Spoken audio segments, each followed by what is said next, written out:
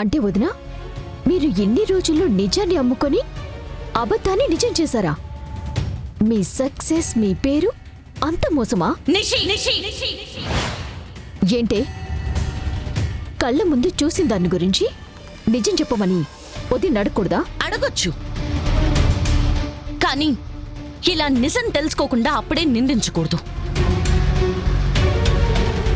డబ్బు ఎక్కడిది అని అడగండి, కానీ తప్పు చేసి సంపాదించారు అని ప్రశ్నించడం తప్పు. ఈ డబ్బు ఎక్కడదని అడగాలనుంది కౌశికి, కానీ ఈ డబ్బు గురించి తెలీదు. అసలు మన రూమ్లోకి ఎలాగొచ్చిందో అర్థం కావట్లేదంటావేమోనని భయంగా ఉంది.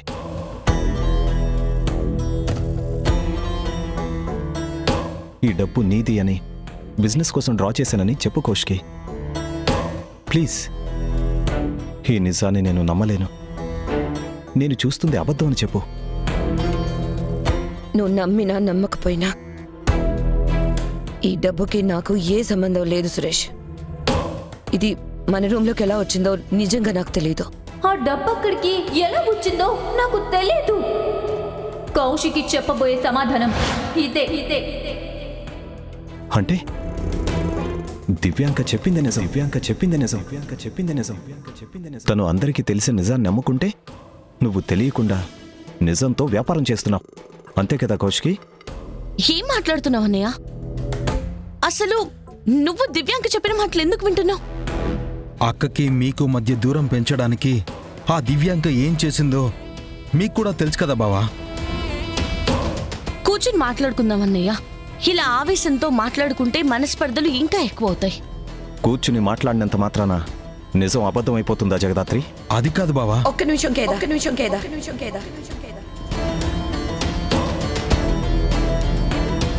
నేను తప్పు చేశానని నువ్వు నమ్ముతున్నావా సురేష్?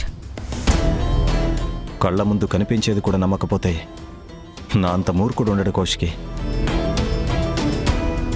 బయటికెళ్ళు సురేష్.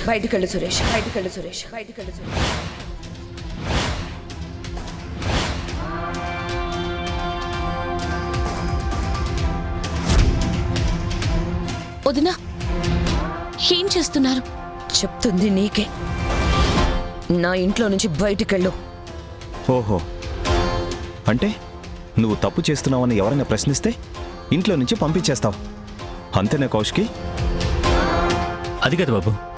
అమ్మ కౌశికి,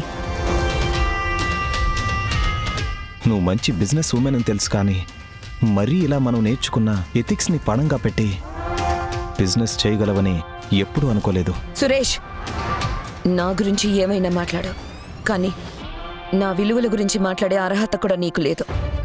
అయినా నిజానికి అబద్ధానికి తేడా కూడా తెలియని నీతో మాట్లాడి నేను టైం వేస్ట్ చేసుకోను. నీకు నచ్చింది నిజమని నమ్ము, నాకేం ప్రాబ్లం లేదు.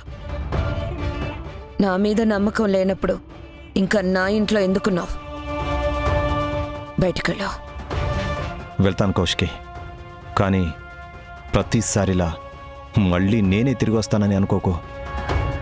మన కథ, మన ప్రేమ, మన పెళ్లి అన్నీ ఇక్కడితో అయిపోయాయి.